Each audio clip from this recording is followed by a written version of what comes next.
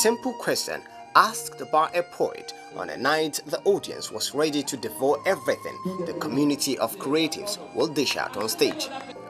A spiritual night that reaffirmed the creative spirit of comedians, poets and musicians to inspire, entertain and educate the audience.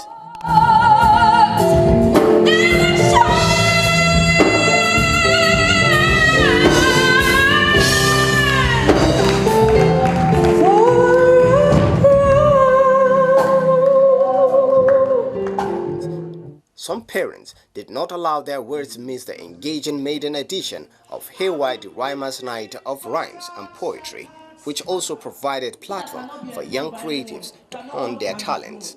He's great Yahweh that can make a way where there seems to be no way in Norway. He's Almighty Father that can break any yoke in New York and terminate any chronic pneumonia in California. I know better. I'm a professional comedian. Annabelle, the aspiring comedian, learnt a lot in the art of comedy when Chooks the General took the mic. When I was in primary 2, first of all, my father will force you to come out first. I don't know how the man think I can be first position when I don't eat what other people used to eat. I don't know how he thinks. The first time I came out 6th, I even tried. My father beat me. I can't forget that beating.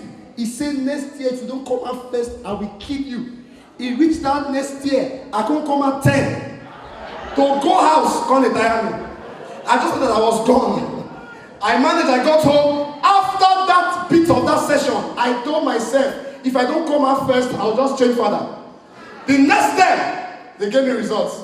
I saw my results, it was 21. I don't know if I've done that.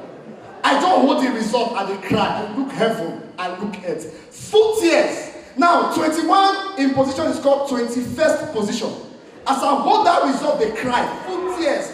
The tears from my eye, ladies and gentlemen, now drop on the 2.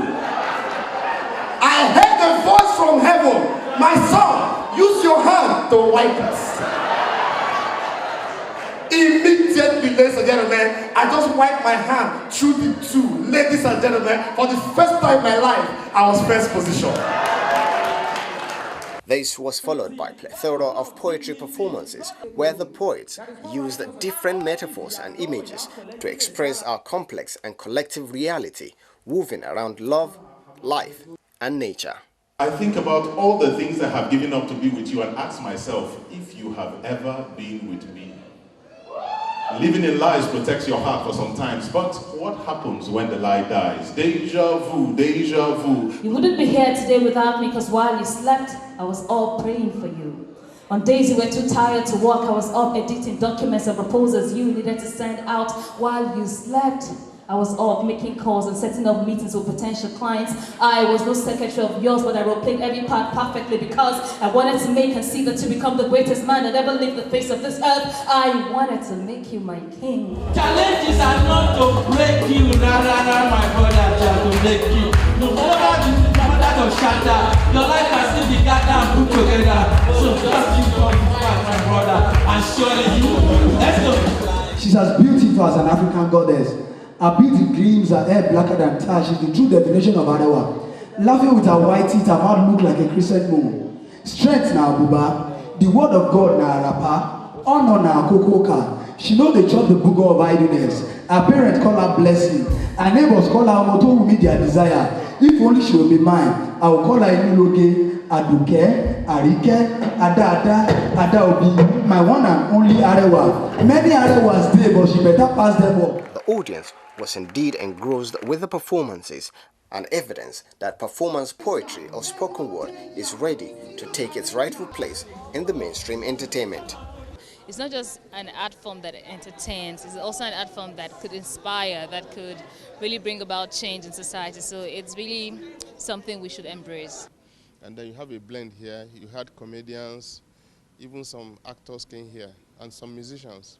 So the blend is so nice, and I think this kind of event is highly recommended.